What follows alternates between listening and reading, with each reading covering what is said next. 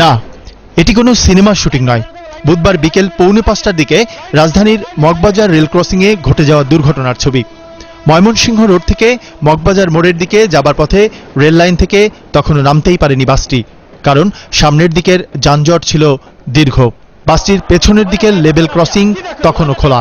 Kamalapur rail station থেকে তারাকান্দিগামী Jamuna express ট্রেনের ধাক্কায় বাসটি অনেকটা উড়ে গিয়ে বিপরীত দিকের গাড়িগুলোকে দুমড়ে মুচড়ে দেয়। মোট 4টি প্রাইভেট কার এতে চুরমার হলেও বেশিরভাগ গাড়ির যাত্রী ও চালকরা প্রাণ বাঁচাতে গাড়ি থেকে নেমে পড়েছিলেন আগেভাগেই। বাস চালক সহ এর যাত্রীরাও নেমে যান, কিন্তু একটি গাড়ির ড্রাইভিং সিটে থাকা এই মহিলা বের হবার সুযোগ না পাওয়ায় তাকে প্রাণ দিতে হয়। ঢাকা শহরের মধ্যে দিয়ে চলমান রেল লাইনের 24টি ক্রসিং দিয়ে প্রতিদিন যাতায়াত করে